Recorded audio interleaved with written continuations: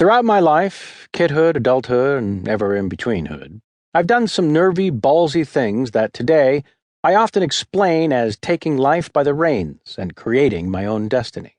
In other words, I've done some crazy shit and it paid off beyond any conceivable expectations.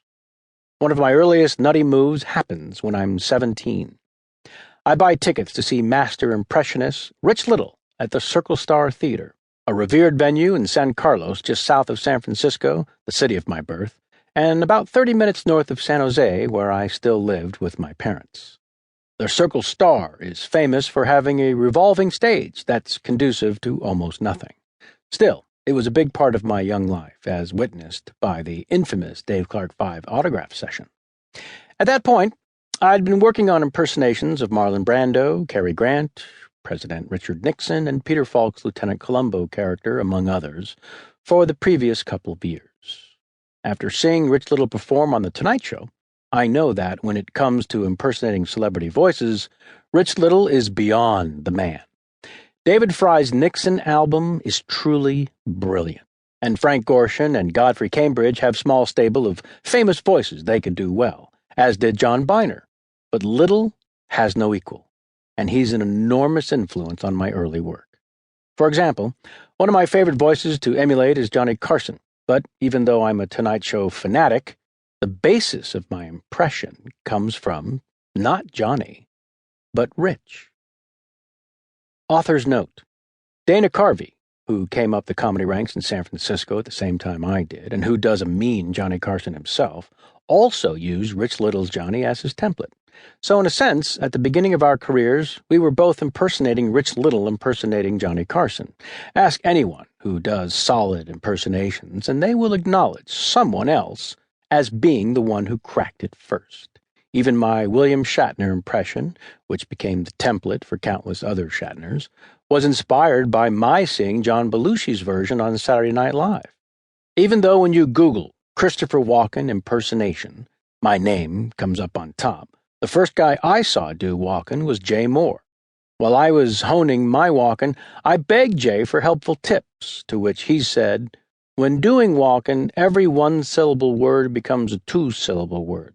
So no becomes now."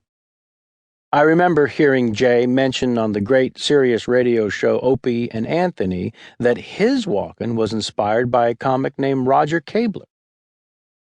Anyway, Rich Little's gig at the Circle Star Theater is my first live comedy show, and I'm excited beyond words. But I use the word comedy here loosely because Rich Little wasn't known as a hilarious comedian.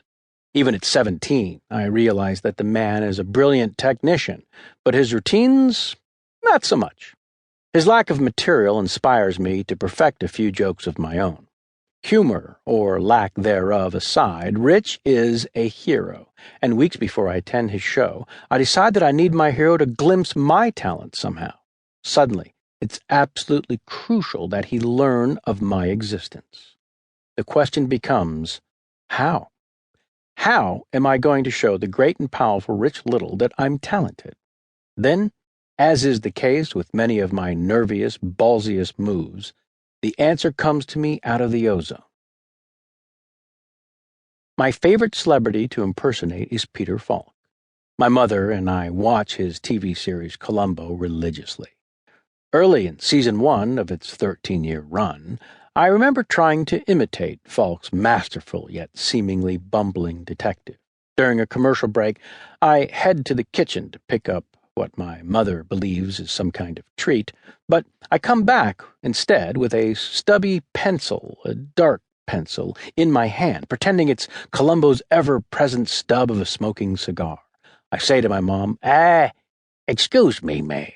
I don't mean to be a pest. It's just that, well, may I say that the pork chops at supper earlier this evening were absolutely delicious." She howls at my impression, and I never look back.